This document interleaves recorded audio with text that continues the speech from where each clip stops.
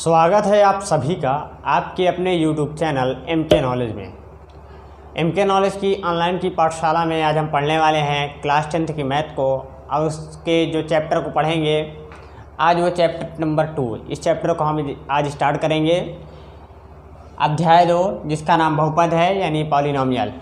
इसके पहले के जो चैप्टर थे यानी वास्तविक संख्या चैप्टर फर्स्ट था, उसकी जितनी भी प्रश्नावली थी उन सारे प्रश्नावली इंट्रोडक्शन और उसके कॉन्सेप्ट को हम बहुत अच्छी तरीके से पढ़ लिया है। यदि आपने उन वीडियोस को नहीं देखा है तो उसकी प्लेलिस्ट का लिंक इस चैनल के डिस्क्रिप्शन बॉक्स में मिल जाएगा, जिसमें सारी वीडियोस होंगी स्टार्टिंग से लेकर अब तक की सारी वीडियोस। आप जो चाहे उन वीडियोस को देख सकते हैं। हमारी वीडियोस को लाइक करें और शेयर कर दें दूसरों के साथ, और इस चैनल पर नए हैं तो इस चैनल को सब्सक्राइब कर लें ताकि आपको हमारी नई वीडियो सबसे पहले मिल सके। इसके इंट्रोडक्शन को हम पहले पढ़ेंगे, इससे कॉन्सेप्ट को समझेंगे ताकि ये चैप्टर समझने में हमें आसानी रहे, और फिर इसके बाद हम इसके क्वेश्चन और प्रश्नावली को सॉल्व करेंगे। आइए हम आज की क्लास को स्टार्ट करते हैं।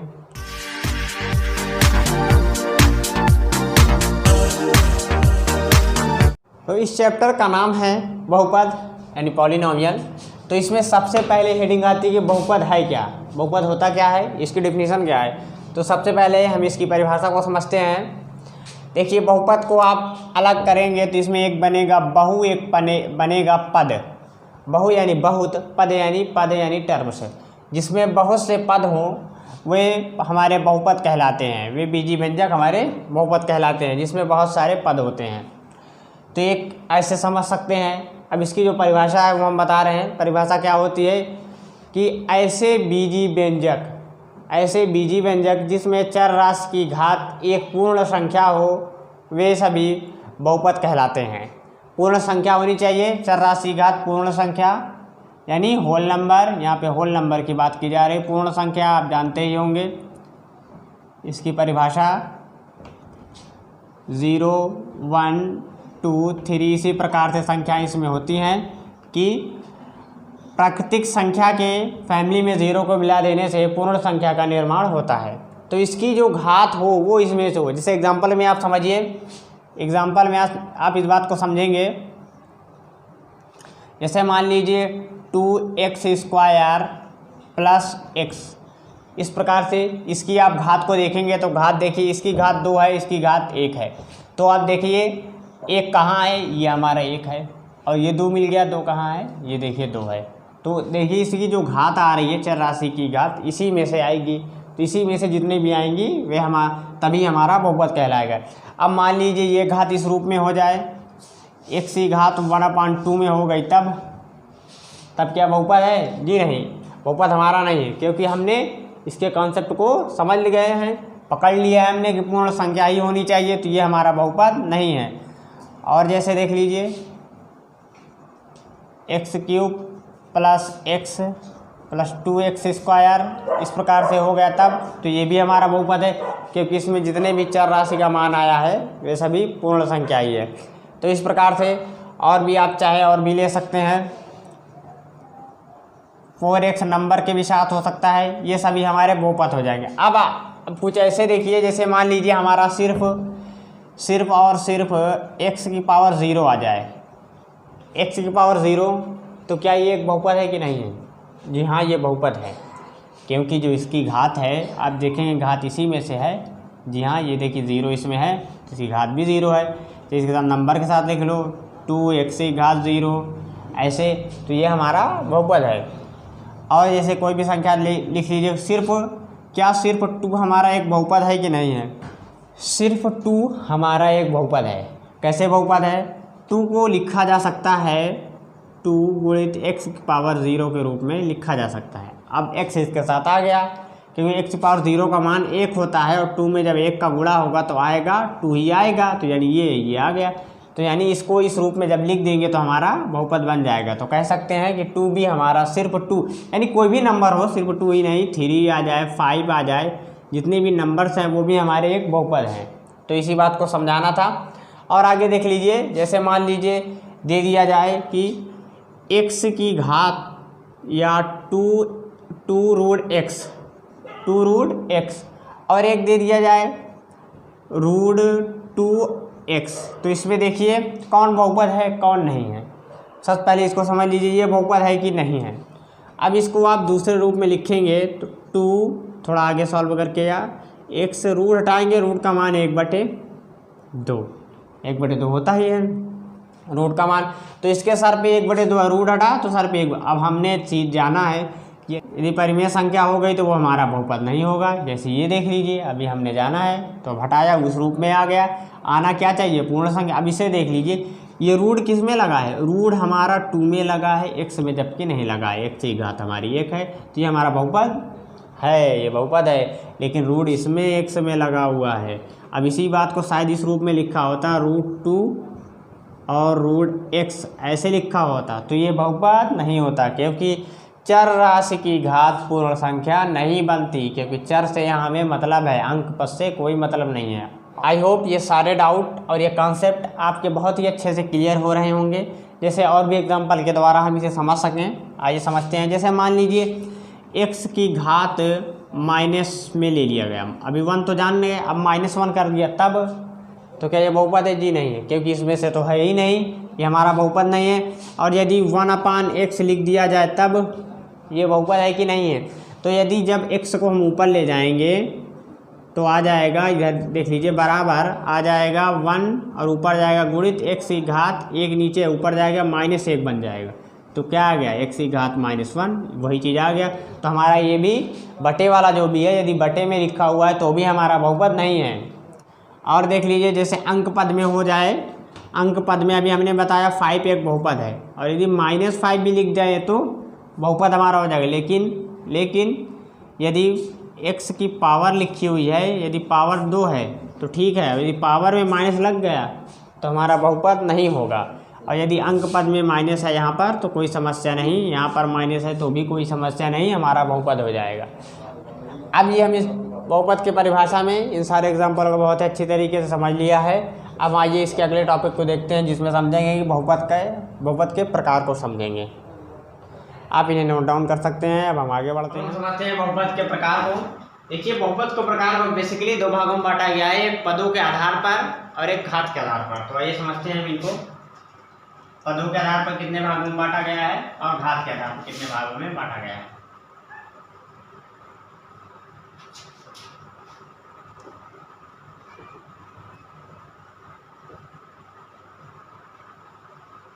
पदों के आधार पर इधर हम समझेंगे पदों के आधार पर, इधर समझेंगे हम घात के आधार पर।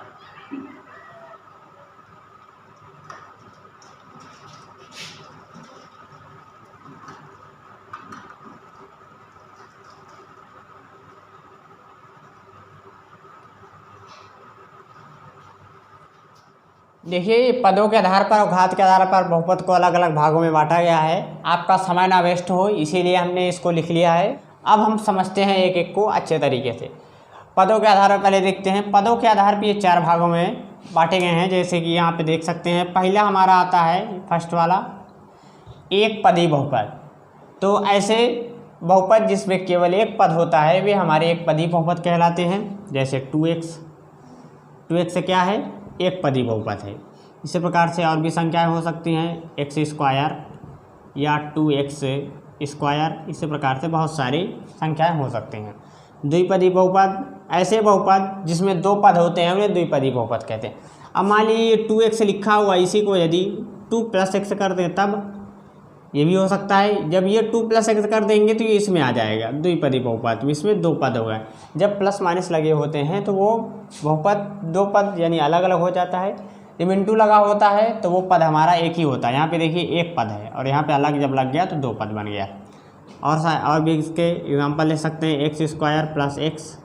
इसी टाइप से और भी एग्जाम्पल ले सकते हैं। त्रिपदी बहुपद, तो ऐसे बहुपद जिसमें 3 पद होते हैं उन्हें त्रिपदी बहुपद कहते हैं। जैसे x² + x + 1, जैसे x³ + x² + x। इसी प्रकार से बहुत सारे बहुपद हो सकते हैं। शून्य बहुपद क्या होता है? वे बहुपद जिनके पद शून्य हों, जिसमें सिर्फ शून्य ही पद हों, जिसमें और कोई पद ना हो, उसे शून्य पद कहते हैं। जैसे कि सिर्फ शून्य, ये भी हो जाएगा। जिसके सारे पद शून्य होते हैं, जैसे शून्य, फिर x की पावर कुछ भी ले लीजिए, 1 2 3 4 गुणा करने पर शून्य ही हो जाएगा। तो आप कुछ भी ले सकते हैं, सिर्फ x भी कर सकते हैं। शून्य एक्स की पावर 0 भी कर सकते हैं। तो इसी प्रकार से बहुत सारे लिए जा सकते हैं। तो ये हो गए पदों के आधार पर। अब हम देखते हैं घात के आधार पर। घात के आधार पर इनको भी 4 भागों में विभाजित किया गया है। पहला आता है रैखिक बहुपद। तो वैसे बहुपद जिसमें चर राशि की अधिकतम घात 1 हो, जी हाँ 1 हो, इसका व्यापक रूप भी होता है। व्यापक रूप के बारे में यानी जनरल फॉर्म के बारे में हम अगली वीडियो में चर्चा करेंगे बहुत इस विस्तार से, इससे रिलेटेड क्वेश्चन भी मिलेंगे। तो इसमें आ जाएगा जैसे कि x+1 और जैसे कि सिर्फ x। अब देखिए यहाँ पे पद देखिए 2 है, यहाँ पे 1 है, तो यहाँ पे इसलिए देखिए हमें पद से मतलब नहीं है, कुछ भी हो, लेकिन हमें किससे मतलब है, सिर्फ ओनली घात से। अब यहाँ पर होता तो दोनों अलग अलग में चले जाते, ये वाला द्विपदी में चला जाता है, ये वाला एक पद में, लेकिन यहाँ पर दोनों एक में ही रहेंगे क्योंकि हमें एक घात से मतलब है। अब देखिए द्विघात के बहुपद में ऐसे बहुपद जिसमें चर राशि की अधिकतम घात 2 हो, जैसे x² + x, इसी प्रकार से बहुत सारे हो। त्रिघात बहुपद ऐसे बहुपद में चर राशि की अधिकतम घात 3 हो, जैसे x³ या x³ + x² + x, इसी प्रकार से और भी हो सकते हैं। अचर पर बहुपद जिसमें चर राशि की घात 0 हो, कुछ भी हो उसमें चर राशि घात 0 हो, या अचर पद 2 हो गया, ये हमारा अचर पद बहुपद है। फिर 2x की पावर 0, 5x की पावर 0। अभी हमने जो एग्जांपल लिया था वो इसी से रिलेटेड ही था, जो हमने परिभाषा में एग्जांपल है कि नहीं है बहुपद पहचानते थे, तो यहीं से सब लिए गए थे। तो ये देखिए हमने बहुत ही अच्छे तरीके से इनको समझा दिया है, इनके प्रकारों को हमने बहुत अच्छे तरीके से समझ लिया है। आप इन्हें वीडियो को पॉज करके या स्क्रीनशॉट करके आप इन्हें नोट डाउन कर सकते हैं। अब हम आगे बढ़ते हैं, हम इसके अगले टॉपिक को समझते हैं। अगला टॉपिक इसमें क्या आता है, बहुपद का शून्यक। बहुपद का शून्यक क्या होता है कि बहुपद में चर का ऐसा मान रखने से जिससे हमारा बहुपद शून्य हो जाए, वो मान उस बहुपद का शून्यक कहलाता है। यानी चर का जो मान रखेंगे जिससे बहुपद हमारा शून्य होगा, वही हमारा शून्यक कहलाएगा। जैसे मान लीजिए उदाहरण में आप समझेंगे एग्जाम्पल, बहुपद हमारा px के रूप में होता है, p(x) बराबर x+6, ये एक बहुपद ले लिया गया। अब इसमें माना गया कि माना x = -6 रखने पर, तो रख दीजिए p -6 बराबर -6 + 6। तो ये देखिए जब x की जगह यहाँ पे हमने 6 रखा तो 6 में से 0 जब कैंसिल कर दिया घट जाएंगे तो आएगा 0। तो देखिए हमारा मान इसका 0 प्राप्त हो गया है। तो 6 क्या होगा, -6 इस बहुपद का क्या होगा, शून्यक हो जाएगा। -6 जो आएगा वो इस बहुपद का शून्यक हो जाएगा। तो अब इस शून्यक से ही गुणनखंड भी पूछा जा सकता है। तो जो हमारा लिखा हुआ है x बराबर यहाँ यही बताया जा रहा है कि जिस मान से हमारा बहुपद शून्य होता है वो शून्यक कहलाता है। इसका उपयोग भी है आपकी प्रश्नावली में। तो जो देखिए x बराबर हमने जो लिया है, इसका जब गुणनखंड के लिए करेंगे तो इसको पक्षांतर कर इधर लाएंगे, तो इधर लाएंगे तो ये माइनस में इधर इस साइड आएगा तो प्लस में x+6 बराबर 0। तो कह सकते हैं x+6, क्या कह सकते हैं, x+6 इस बहुपद का गुणनखंड हो जाएगा। तो अब गुणनखंड क्यों बना के हम आप इसलिए समझा रहे हैं, यदि आपके दो चर में बहुपद दे दे x² + 3x + 2, मान लीजिए ये बहुपद दे दिया गया। अब इस बहुपद का जब आप गुणनखंड निकालेंगे, कहा जाएगा इसका गुणनखंड निकालिए, मतलब कहा जाएगा इसका शून्यक ज्ञात कीजिए। तो शून्यक ज्ञात करने के लिए गुणनखंड से ही शून्यक में हम जाएंगे। तो देखिए x+2 आ जाएगा और एक ब्रैकेट में आ जाएगा x+1। इसको हमने डायरेक्ट जल्दी से निकाल लिया है, भी विस्तार से अगली बार इसका गुणनखंड आया। जैसे मान लीजिए गुणनखंड आया, अब इसका आप शून्य कैसे निकालेंगे, x+2 इसी में से, यानी कहने का मतलब है इसी में से x+1 बराबर 0, एक को 0 उसको 0, इसी में से गुणनखंड से ही शून्यक निकालेंगे और शून्यक से गुणनखंड में जाएंगे।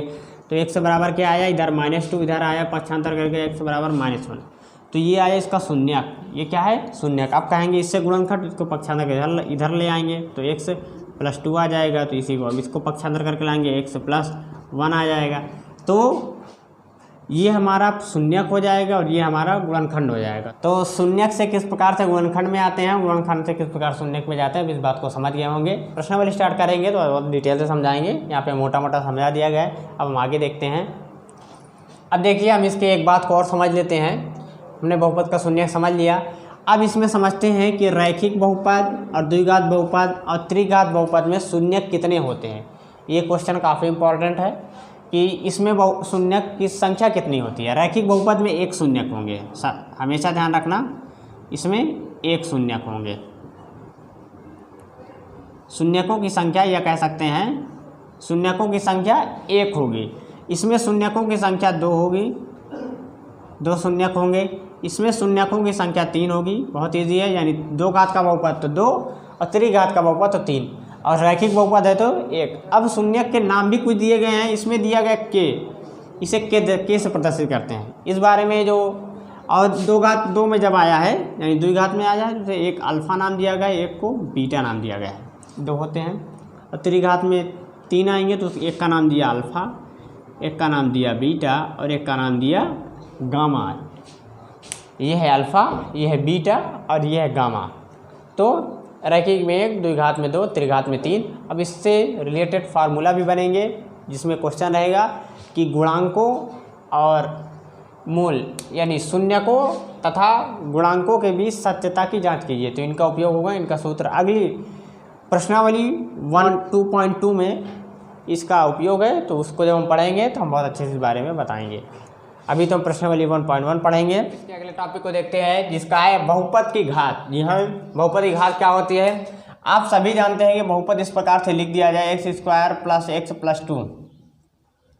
एक बहुपद है, आप बता सकते हैं, बता भी देंगे कि बहुपद की घात 2 है। जी हाँ बता, लेकिन इसकी परिभाषा पूछ ली जाए तो क्या बताओगे, तब उसमें प्रॉब्लम हो सकती है कि परिभाषा बहुपद की घात की होती क्या है। तो परिभाषा सुन लीजिए आप लोग। देखिए, बहुपद में चर राशि की अधिकतम घात को बहुपद की घात कहते हैं। घात तो इसके पास भी एक है, घात तो इसके पास भी है और घात तो इसके पास भी है, लेकिन किसको लिया जाएगा, अधिकतम वाली की। बहुपद में चर राशि की अधिकतम घात को बहुपद की घात कहते हैं। तो ये बहुपद की घात हो गया। बहुपद की घात इसमें पूछेगा कितनी घात है, 2 घात है। इसी प्रकार से और भी आ जाएंगे, x³ + 2x⁴ + y, इस प्रकार से +y²। तो ये क्या, इसमें बहुपद की घात पूछा जाएगा तो क्या हो जाएगी बहुपद की घात, इसमें बहुपद की घात हो जाएगी 4। तो ये 4 इसकी घात कहलाएगी क्योंकि इसमें सबसे बड़ी घात 4 है। अब यदि और भी एग्जांपल लिए जाएं, जैसे कि 2x² + 3x² y² + x³। यदि इसमें बहुपद की घात पूछी जाए तो कितनी बहुपद की घात है, तो घात बराबर क्या लिखेंगे, इसमें बहुपद की घात 3 लिखेंगे, नहीं जी, नहीं 3 नहीं होगी। ये देखिए इसमें इंटू के साथ लगा हुआ है तो घात दोनों को जोड़ के बताई जाएगी। तो इसमें बहुपद की घात 4 होगी।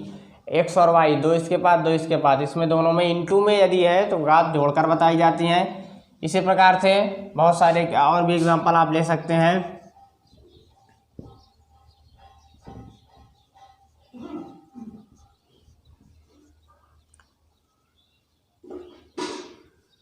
तो इसमें बहुपद की घात कितनी हो जाएगी, 21। तो ये हो गया हमारा घात। तो आप पहचान भी लेते होंगे और इसकी परिभाषा भी जान गए हैं। अब इसमें एक चीज़ और पूछा जा सकता है इसी बहुपद में कि बहुपद का गुणांक बताइए। देखिए, गुणांक का उपयोग आपकी इसमें है भी, गुणांक आपका बहुपद दिया रहेगा उसमें तो गुणांक निकालना होगा। तो इस प्रकार गुणांक पूछता कैसे है कि ये बहुपद ही मान लीजिए, इसको ले लीजिए, ये वाला बहुपद। इस बहुपद में कहेगा कि x⁵ का गुणांक बताइए। तो जो इसके आगे छिपा होगा वही गुणांक होता है। जो इसके आगे नंबर होते हैं, वो इसके गुणांक कहलाते हैं। जैसे इसमें 1 है, अब इसे कोई संख्या लगा दी जाए, 3 लगा दिया गया तो गुणांक बराबर कितना आ जाएगा, 3। गुणांक बराबर 3। x⁻20 का गुणांक अलग रहेगा, x⁻21 का ये 2 हो जाए, इसके आगे 5 लगा दिया जाए, तो सभी का गुणांक अलग अलग होता है। जैसे मान लीजिए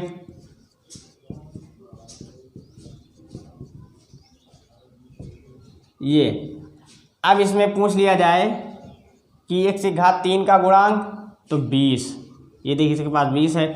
x⁻2 का गुणांक तो क्या आ जाएगा, 2। कह देगा सिर्फ x का गुणांक तो 17। तो इस गुणांक को, इसके पास जो नंबर होते हैं साथ में, उन्हीं को इसका गुणांक कहा जाता है। किसी भी चर पद के साथ जो अचर पद जुड़े होते हैं वही उसका गुणांक कहलाता है। आप इस प्रकार से कह भी सकते हैं। इस वीडियो इंट्रोडक्शन की वीडियो में सारे कुछ को बहुत अच्छे तरीके से एक्सप्लेन किया होगा। उम्मीद है कि आपको सारी चीज़ें अच्छे से समझ में आई होंगी, आप चीज़ों को नोट डाउन भी कर सकते हैं। तो आई होप आपको ये वीडियोस पसंद आई होंगी, हेल्पफुल लगी होंगी। तो हमारी वीडियोस को लाइक करें और शेयर कर दें दूसरों के साथ, ताकि और भी लोग पढ़ सकें। और यदि चैनल पर नए हैं तो ये सब्सक्राइब कर लें, ताकि हमारी नई वीडियो सबसे पहले आपको मिल सके। और यदि कोई सुझाव हो तो उसे कमेंट बॉक्स में ज़रूर बताएं। और मिलते हैं फिर अगली वीडियो में।